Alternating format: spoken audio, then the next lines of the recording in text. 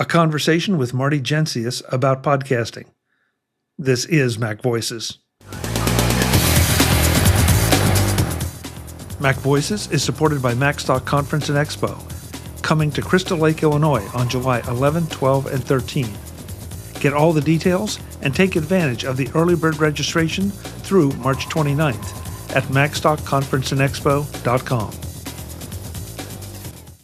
Welcome to MacVoices. This is the talk of the Apple community, and I'm Chuck Joyner. Folks, this time around, we're going to talk podcasting. Now, before you decide that podcasting isn't for you, hear us out, because I've been a podcast host now for quite a few years, a long time. And for a while, I was doing 3 shows, and people were saying you're crazy. And in some ways, I was. So I consolidated it down to one that you know, MacVoices. But my guest has a ridiculous number of podcasts going, and I want to hear about his production, his productions, his motivations, and he seems to be even more addicted to it than I am. So, Marty Jencius, it's great to see you, and thanks for coming on and agreeing to talk podcasting with us. Oh, I love this. I mean, I love talking about podcasting, and I work as a faculty member at an institution, and my area is not in media, so I very rarely get a chance to talk about what I like to do in my off hours, and podcasting is really kind of taken over. Well, so I want to bring up something first, and that is this, that you distributed these at Macstock last year, and folks, if you can see that, there are 3 podcasts listed on there, but he's added to the stable. Have any of these gone away or gone on hiatus, or do you just keep cranking them out? Yeah, I would say one has gone on hiatus. That's the Tech Savvy Professor, because the guy that I did the podcast with has taken on new kind of administrative roles. And I think, and also he has a real pull for his family. So we've been having a hard time trying to we tried to set an established time each week to record, which is, I think, really important if you're going to do a podcast with someone else, have an established time. And we've both had reasons to cancel here or there. I was just before this going to email him and check in with him to see how he's doing. So the Tech Savvy Professor, I would say, is on hiatus, and we've added a few to the stable in the meantime. For those who are just listening to this, Chuck held up a microfiber cloth that has the list of podcasts that I have, and I left about 400 of those or 500 of those on the table by mistake at Macstock. So I don't know if Mike still has them, but I'm thinking of something different this year for swag. Because I just have fun with this, you know? I just have fun with it. You kind of left the rest of us feeling inadequate because all we brought were stickers, and you bring out these microfiber cloths with everything. So, well, I'm between 2 different ideas. I'm going to check with Mike to make sure he isn't doing some of his own swag with those with that idea. So we'll see. I kind of look around and say this is something that I always grab for because I need it, and that's where I've come up with these couple of ideas. So okay, well, I'm anxious to see what comes of this. So let's start sort of basic, because you say you can't get enough of it. You've been doing it for a while, obviously. Why? What is it about podcasting that has infected both of us? But for right now, we're going to talk about you and your infections. Why did you get into it, and why do you keep doing it? And why so many shows? In my field, which is counseling, I've had a history since going into the field of doing things with technology. So my writing and my scholarship is around the use of technology. And so I also have a little bit of showmanship in me. So each time it's time to do a presentation at a professional conference, I'm looking for the next best thing to talk about. and looking for a little bit of a wow effect. I worked in commercial radio from 78 to 89. And that was while I was in my master's program and also doing some counseling in the afternoons and evenings at agencies. But during the mornings, I was busy doing commercial radio and production. And at one point in 85, I said, we're just going to do this full time. And wound up working from 85 to 89 full time in commercial radio. So I got the bug there. And that was part of it, and enjoyed the idea of working with sound as a media and how you can use it.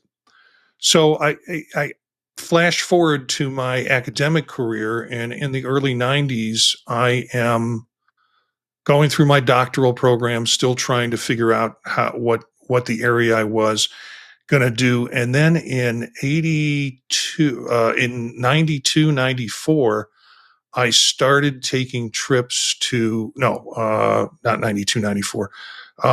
2004, I started doing trips to Turkey. And I didn't want to watch the movies on the plane. So I started listening to podcasts.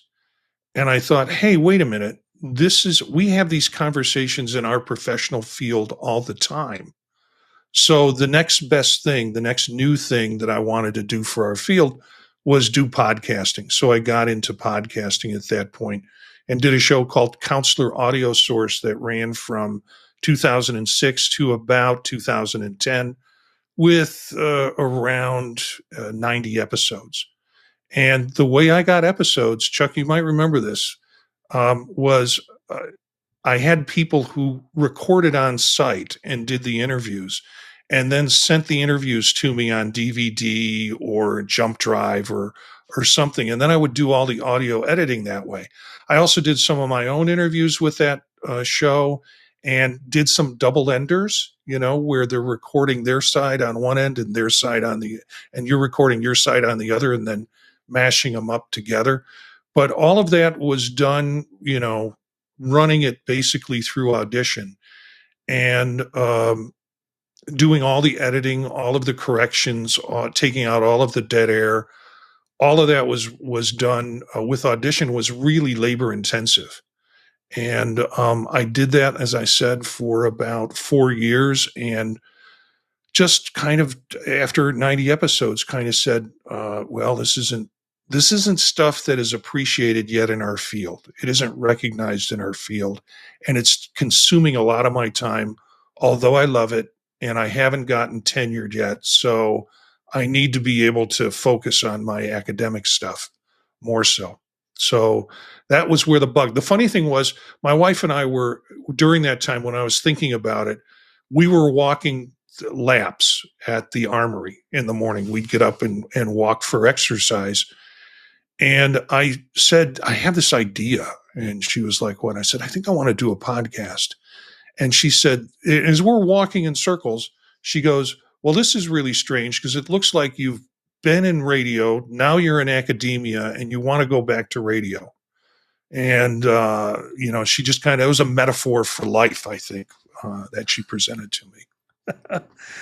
I love it. So I knew that you had done some radio. I didn't know that you had done it full time at any point or been really in a professional sense in radio. Was it music radio? Was it talk radio, news radio?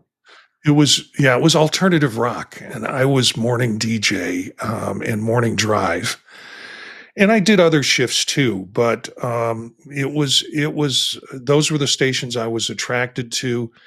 Commercial was all done using reel-to-reel tape and razor blades, and all of the media got cut that way and reassembled as the way you wanted to when creating a commercial. So it was it was a real hands-on effort. And digital editing, once you learn it, is such a different experience. But you still have some of the same principles because you're listening for timing, you're listening for how things seg out, that we really listen to, millimeter by millimeter as we're cutting up tape. Yeah, and you're right. Digital now you can almost edit by waveform. As you know, it Yeah. obviously helps to listen to it, but after a while, you get pretty good at seeing, where something might happen or where somebody pauses, and it's like, yeah, that's the one to hit right there. So, I've Mhm. never did the audio editing, the physical cutting of tape. I wasn't into it at that point, but when the digital came along, it's like, why wouldn't you? Yeah. Yeah. And it was a leap to find the right services to be able to do that with initially.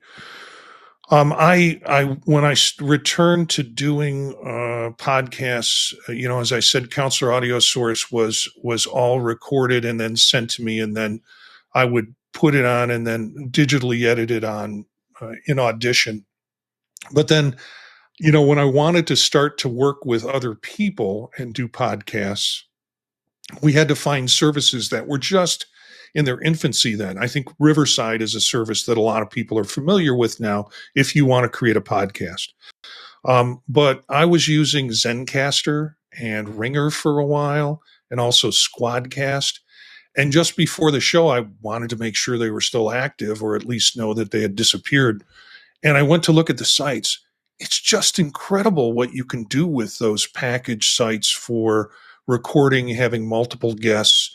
All of that, they've really built up those services in ways that they're not just putting the audio together for you like it was for me when I was using. I still had a considerable amount of editing to do once I downloaded it to get things leveled and balances.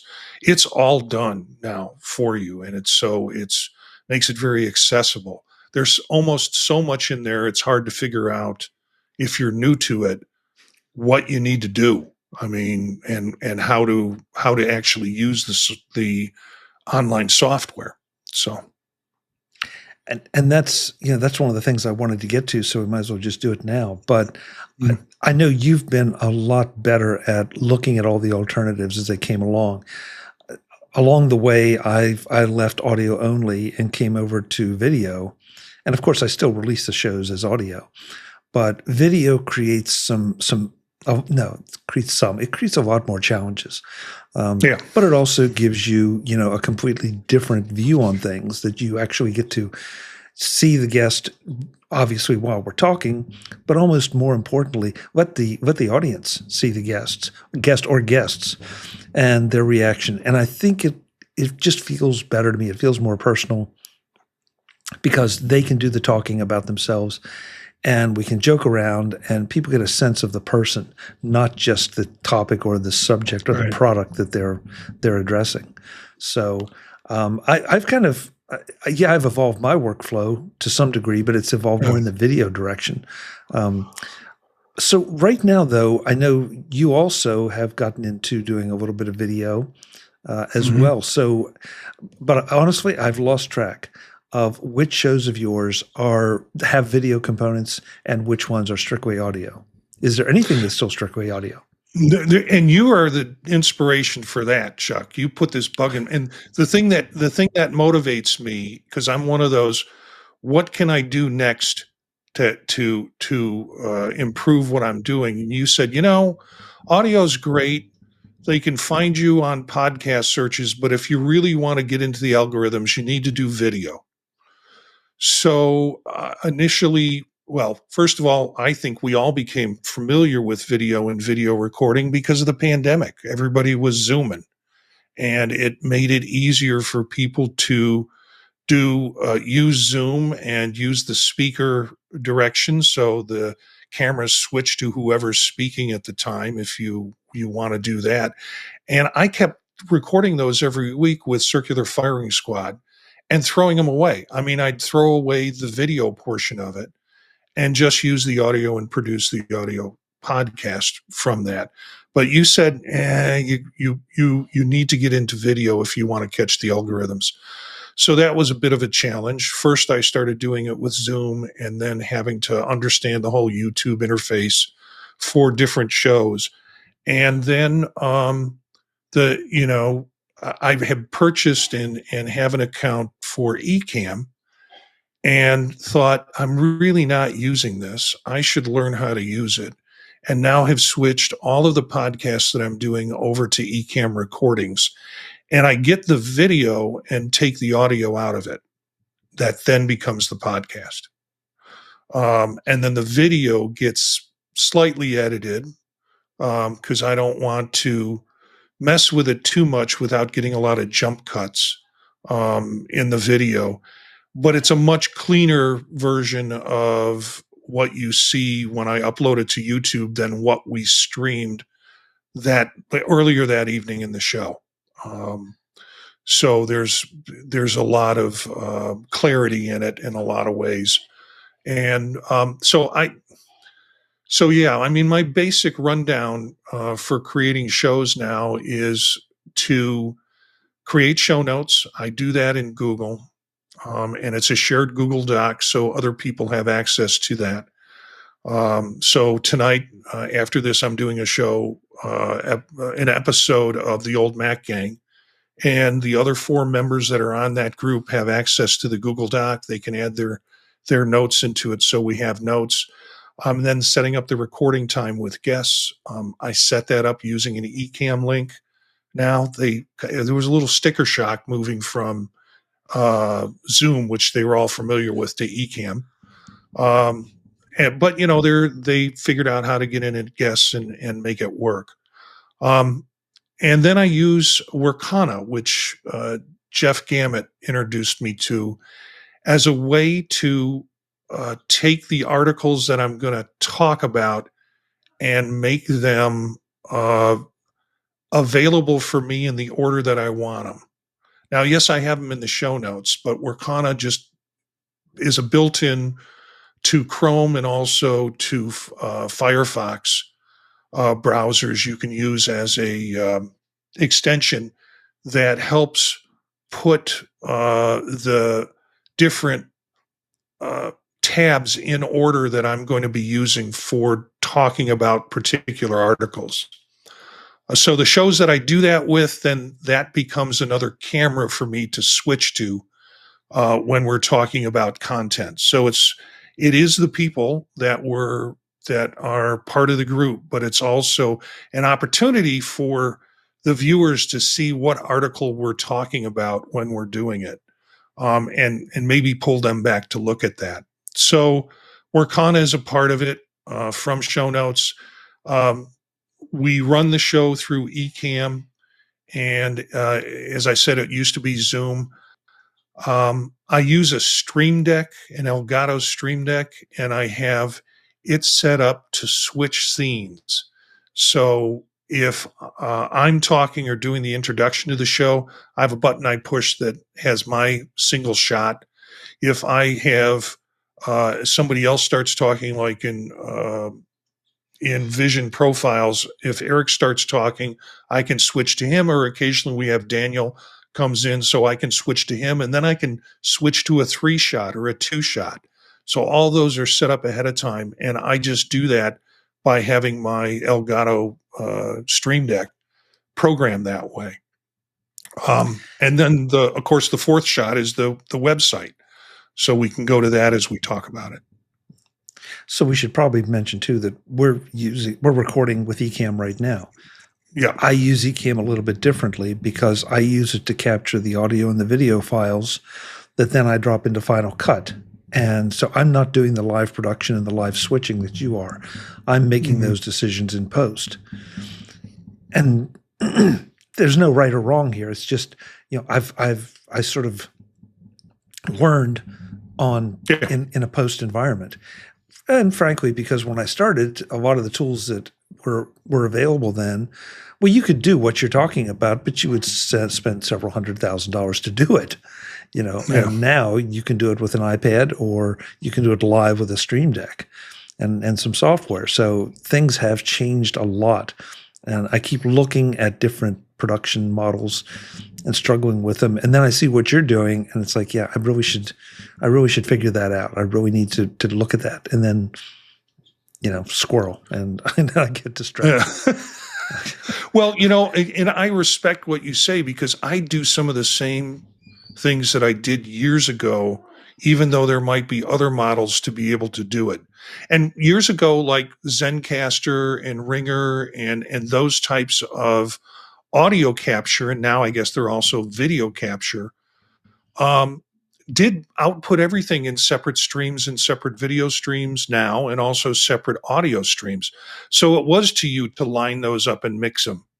And in the early days of those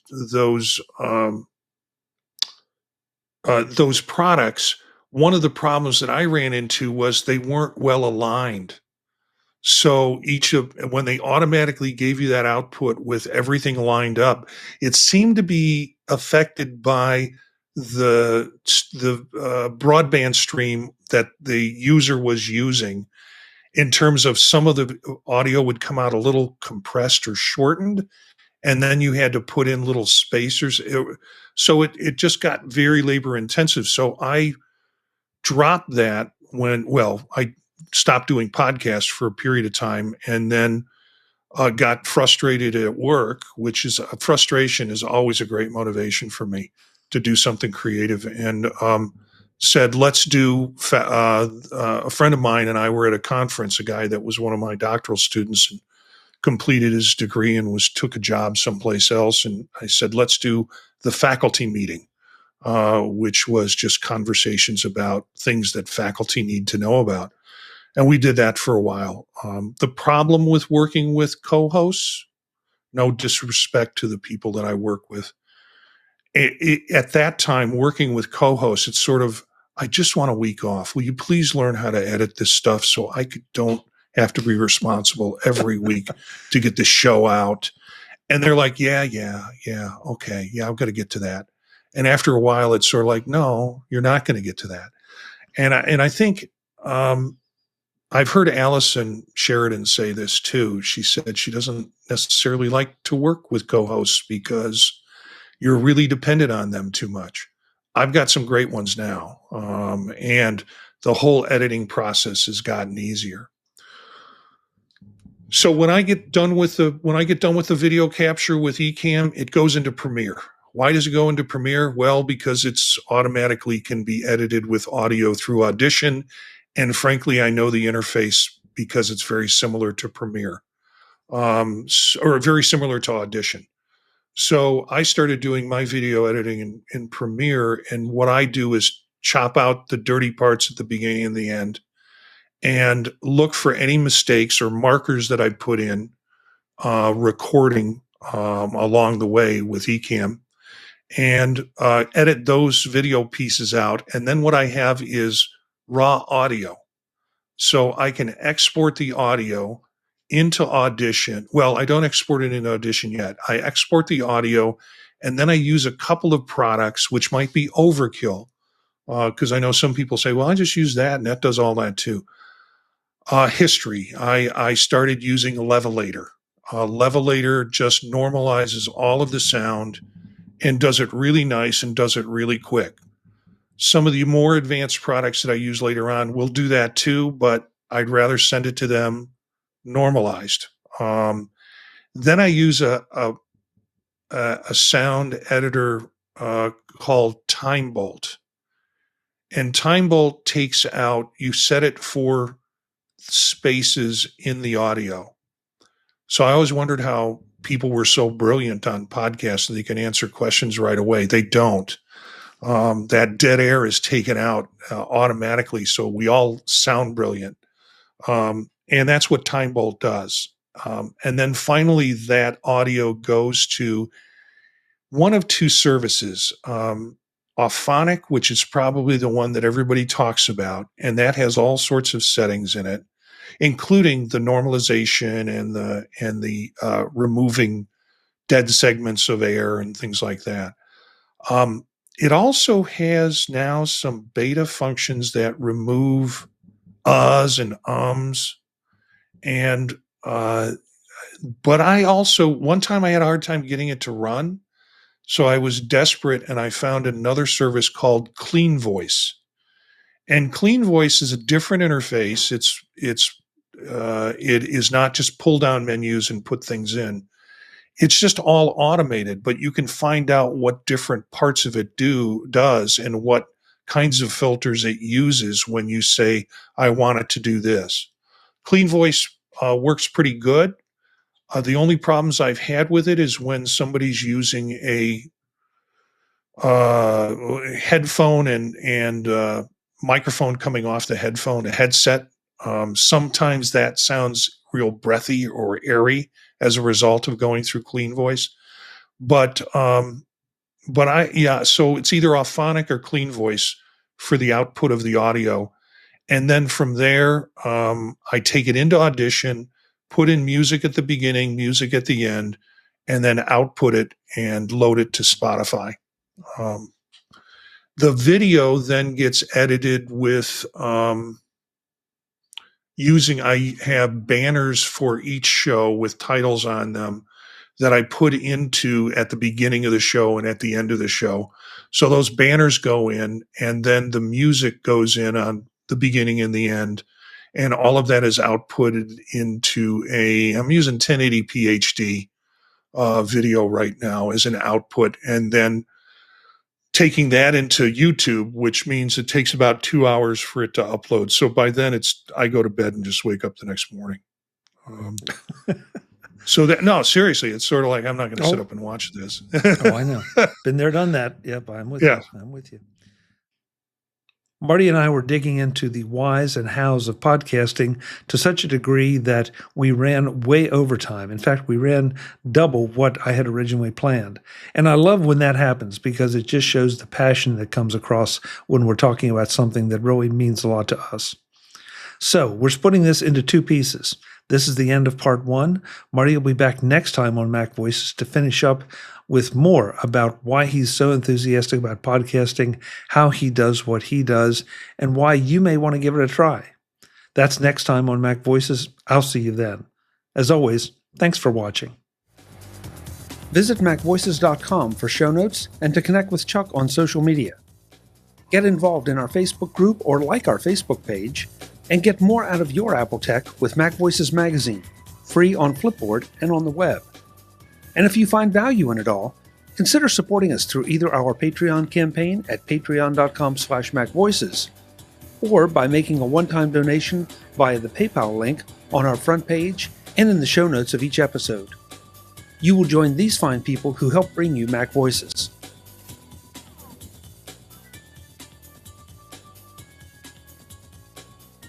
Advertising handled by Backbeat Media at backbeatmedia.com. Bandwidth provided by CashFly at cashfly.com.